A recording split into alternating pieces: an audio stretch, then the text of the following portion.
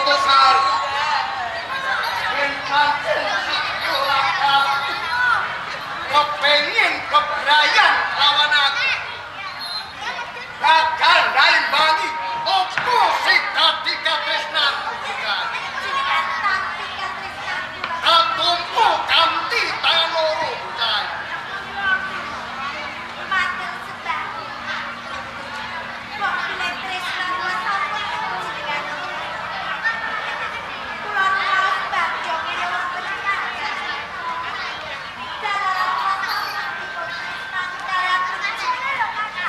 semono ukur kakang bocah rumangsa Bagya Mulya sajroning atinipun kakang sawise sliramu tekone boglap ngandhaki yen tresna kelawan puncatan bener ya kota Pak pun kakang pertojo kelawan sliramu nanging rumangsa puas lan sumelang sajroning atinipun kakang besok alamun to sliramu ngerti botalangan kang luwih bagus katimbang pun kakang banjur kenggo atimu bocah sakrat panjenenganipun kuat senaosa wonten jagat menika kathah tiyang bagus ingkang bagus ing kulit panjenengan kasunyatanipun tresna kula mung kagem opo kaya ngono bocah apa panjenengan pengin kula buktekaken kepengin bukti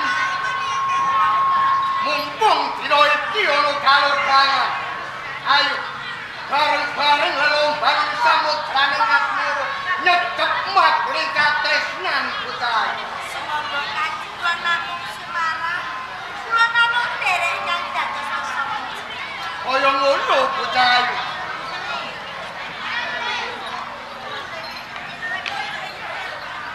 cipta nang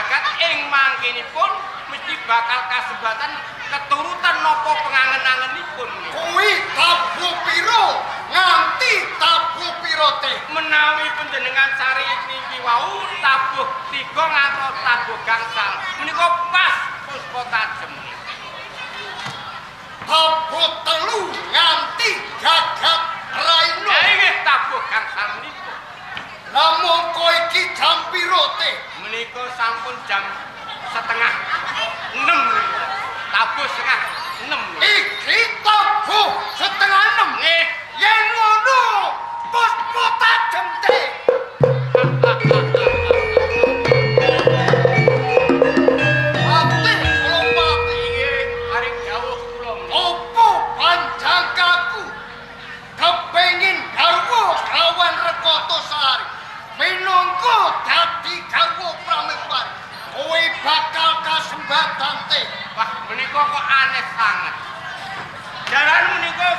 jenengan menika sipatipun yaksa. Kok badhe ngayunaken putri. Lah menika rak ngwawahi kodratipun Jawata menika. Ati Palopati Aring dawuh kula. wis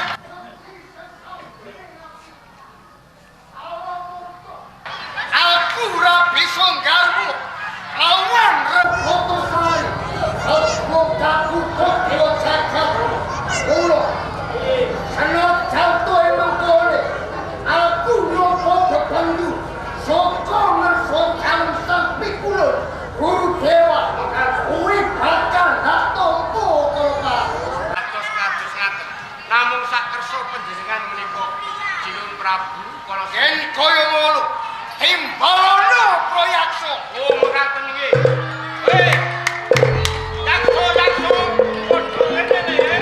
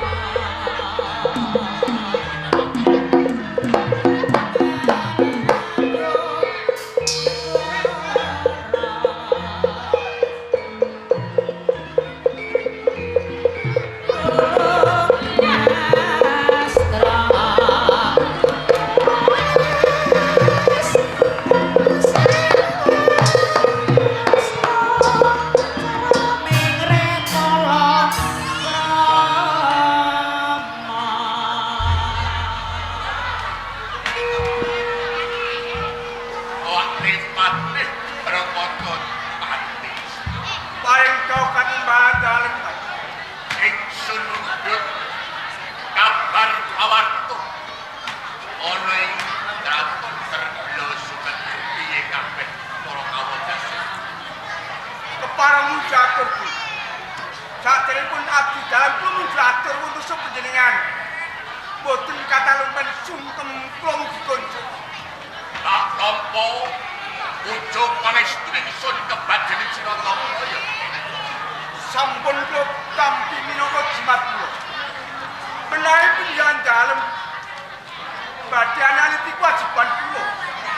Andhem kula naliti sedaya para kawula dalem wonten ing katon tebrosuken. Awit saking pucing pagunungan mandhap wonten karang padusunan. Minggah malih wonten ing tebrosuken.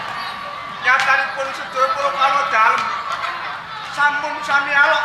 Aloke Pedal samira sampun sami tata titi tentrem. Sami alok ayum gemah pipah wah sinawe boten kirang sandang papan ten kita. Sedaya kula saking kawicaksanen penyandaran anggen penyandaran nasta bang-bang ngayoman boten kraton teblosuken.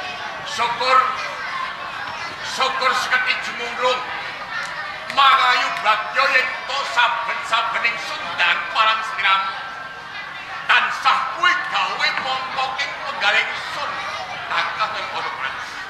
Mula ing papan kene anggon nulunggu kepenak Esto akedhawuh. bocah kenenggo nggonmu guluwentah kabeh kanca wangoning kraton terblosukan piye kabar kawan. Nanging sip Kanjeng, nanging saderengipun Kang abdi njuk atur dhateng panjenengan sungkem pangabekti kula konjuk Tak tampa pucuk pangestuning kebajening Sinatama ya. kula tampi mugi dadosaken jimat teguh ngono kula Kanjeng. Anggen kula gulawentah prajurit andhan kula sakmenika sampun cokacakut rengginas saha trampil Kanjeng. Syukur ping pakaryan kabecik lestarekno kanggo tepung tuladhaning kabeh para kawula sentuning ana ing karaton terblosuken kene. Kula namung mangestuaken dawuh. Kepenak luwe. Nalika Sampai prajurit, ping pangke rumok ing kudu paling medhal sampe ya. Putraku, Rekonowati. Becik tekamu niki.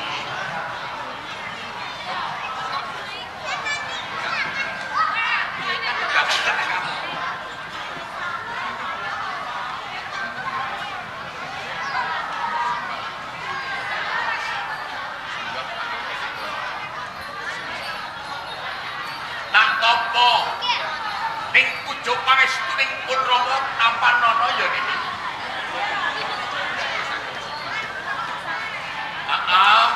Ya kaya ngono iku sing tak jaluk.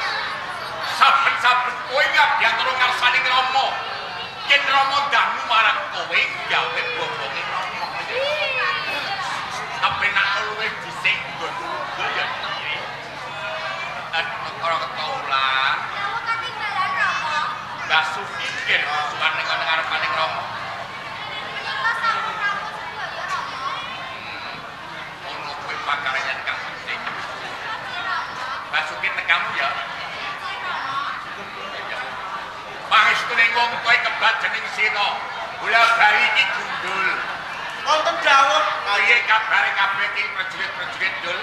nyatanipun ing wekdal samangke sowanipun sedaya para prajurit kira Tamtama lan Bintara sampun sowan pinangke wonten kersa kantun nyadong dawuh kan. Tenan apa ora? Nggih, panjenengan kersane nyapa. Aku percaya Nggih. mrigo aku wis roh bulangatirku saben dina. Ingsun iki tansah seneng yen kowe iki nderek ingsun. Ngaten Kanjeng Ji. Ngono ya. Kesto dawuh. Kepenak ngono ya, Dul. Sedika dawuh. Wate-wate. Paring dawuh katimbalan kalji. Wong sapa sing ora regen rono ing penggalih. Yen to nyawang putra-putraku endah sulistening warna. Upama iki kawengku sajri priya Kakang. Arep wis pas pantes to putra-putraku. Dosilun bahagia mulyane teng gesang wonten alam bebrayan. Menika menawi gadah palenggahan indah kapinggalipun dipun senggulung dipun derekaken kalian putra-putrinipun ingkang ayu mbantu selesai wau awit kula pitados menawi putra menika mestinipun ing benjangipun menawi wonten sasuting priya ingkang badhe nyesang putra panjenengan madinipun putri kula gadhahi pangkat lan derajat sak ora-orane kudu imbang karo palenggane ramane kula Pergo putrane Nalendra ora ketok ijil wadon iki padha wae lanang pakapun kamulane kuwi besok kekudangane wong ora kaya ngono menika lho arep mulane upama sampean sawang rekoto ulan lan rekoto ati ra pindho kaya jambe srika wah menika saestu pindho widodari ingkang mangke Jawantah menika putra panjenengan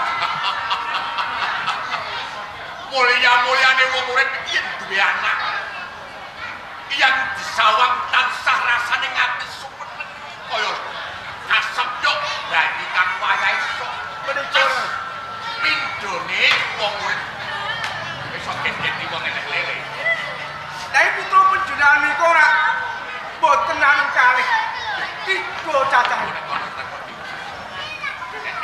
yo kaya ngono teluning sing siji iki tak kala mangsa iki mergo wis rumangsa dewasa. Dewasa iki muga-muga dan ana raja mangrapan kuwi sing tak awantu. iki anak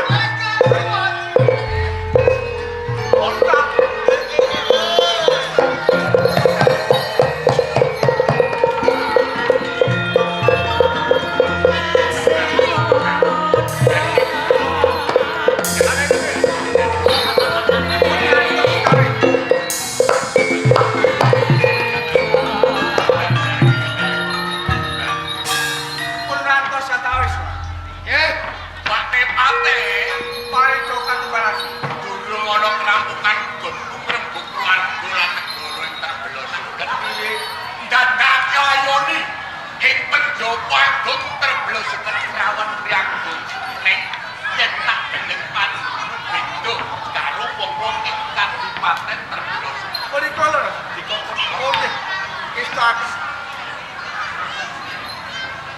Don sewu. Boten kok keluar ke Istanbul, kali pendiane kok boten angin. Nyatanipun mendika. Kula mriyo dhateng panjenengan. Yektosipun panjenengan sinten? Nalendra saking pundi? Boten kawigatosan menapa? Wantun miyak sekabehing para prajurit ingkang sriwa wonten ing kraton Terblosuket. Upami iku Sutiametan nami kula kala Sregi Kala tebih saking kraton Woglap mingga wonten ing praja Terblosuket ing ujug badhe pinanggih kalih Sinuwun Prabu Rakatajaya. oh ngaten. Nggih ngaten. Monggo lenggah ning badhe kula ngatur. Ngestaken ngestaken nggih. Sinuwun menika Nalendra saking Guwa Gelap. Lagi negarane wae aku krungu iki piye yo Nggih. Asmanipun Kala Srenggi. kala srengki Nggih. Minggah wonten pendapi Kraton Terblosuket. Menawi wonten keparing dalem. Piyambakipun baripun diatur piyambak putus penyandalem. kaya ngono Nggih. sawetara yo nipate Nggih wis agedham. nuwun sewu pisanan Nggih. ojo anggap kembar aku denger ora kae gaten aku sampean bener Nalendra ana ing Woglap Leres napa ingkang dados pangandika panjenengan Sinuwun Prabu paring asma Kala Sregi. Kala Srengki duging pendapi Terblosuket mengkuwi ganti kados Badhe pinanggih dhateng pengayuman wonten Terblosuket. mboten siji loro yen to Nalendra ing Terblosuket nggih kula pribaret Kota Jaya Panjenengan piyambak Sinuwun terus Kula sregi. Kula badhe nyocokaken kabar ingkang kula tampi. Napa leres iku menika kagungan putra-putri ingkang nami Rekotosari. Dadi sampe wis krungu pakabaran yen Tunalendra ing Trebela Suket kuwi duwe anak Rekotosari. Leres kabar saking rawat Bakul Sinambiwara. Ora klir. Nek kowe duruh piyayine sing kok karepake. Kowe kekarepane arep nglamar anak. Mekaten ijih badhe kula sengkaken minangka garwa Prameswari wonten keprabon Goglap. Nun sae. Nggih. Sedulur kala sregi. Mboten teges kula nolak ning singgan. Murga kula ning wasesane nang anak kula Rekotosari. Oh sangat tais kula niku. Ketaulan. Rekotaulan. Timbal ana kanggo ya suwe-suwan ya.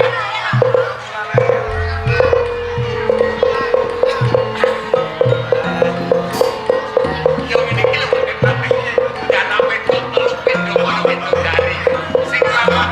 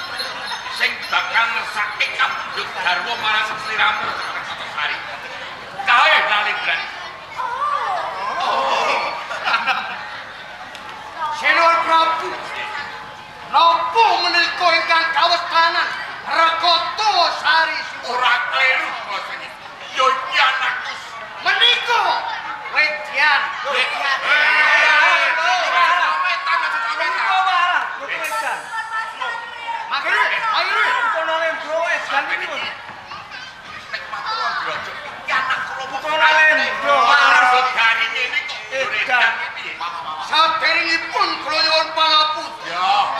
Boten tegese dan menika boten waras menika boten. Nanging sasampunipun kula ngertos pasuryanipun Rekotosari pindha widodari kang Jawantah umurun wonten ing Arsapostu manjing wonten sarangi badanipun Rekotosari. Rekotosari. Ora teges kuwi malah nyokro bawa sing elek parang sliramu ora. Ning kebak pangalembono mriko iki pindhane widodari kamedhur ing Kayangan Salendra Surabaya. Hei, boten napa-napa. iku kula gatel. Ya wis ya ora apa. Nek Kosari. Aku iki. Kene bocah ayu. Karep ben kala sregi nggone kepengin ngayunake kowe ben roh dedeg piadeg pawakane. Kil sawangen. Wah. Ora wah. Linu, oyo sapi Brahma.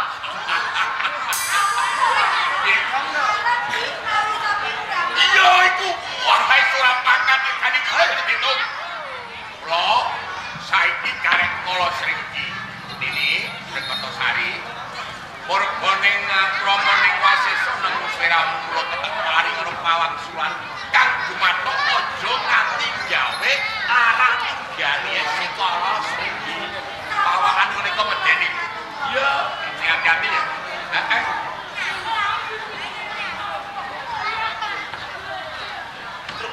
Kepiye bocah Sabar. saniki darbe sinten? Benjang darbe sinten? Nuwun sewu nggih sedulur. Pripun? Sampai iki rek mau merubah keturunan. Nggih, Ya iya, saya sabar dulu ya. nggih. Oke. Awak Punten dalem sewu. Kepiye bocah ayu? Rekotosari. Jenengan tarik Halo Sengri, pengayoman ono ing kuwat Sang Prabu Kalasri. kepiye Rekotosari? Leres mencinati mundut jarwo dan Ora kleru wong ayu. sampun jenengan tengah. Kae barake wong dagang wis kapetung pasti lan rugine. Sang Prabu Kepiye bocah ayu? matur sembah menawi tapi jenengan ngersakaken kula dados garwa. Yo cayu piye? Bos wargane wanita ing desa menawi to saged dados garwa pinjen. Nanging kepiye bocah ayu? Kula boten saged tampi kados nanti. Lho.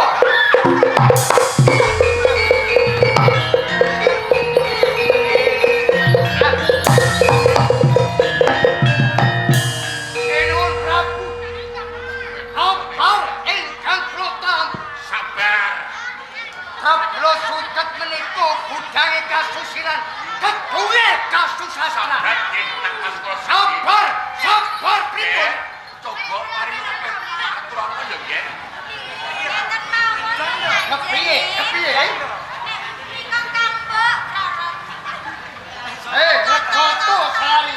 Boten dipun kali panjenengan. Yo. Kula ki sanggul. Wah, ini. Pripun? Kowe iki kecilinan to aku mati kowe. Wah, Pripun? Lah kula sagu. Kula sagu. apa kowe kuat? Dian. Muter. Ora edan iki lagi ora edan. Ya pengen. Sesuk kula tugas ke sentra nggih. Waktu kok ke sentra. Nggih. Kenisi. Nggih, mriko leres. Piye yo? Iya yo. Ono Ragate ora untuk cilik. Wah, boten. Kok boten kula rawuh. Anakku rekotoran mbok tampe. Boten ateges kula niku nape. Dan Nanging kula mesake kecilian. cilik niki ra wonge. Nggih. Nek barange padha. Nggih. Wah, Ora boten. percaya. Boten.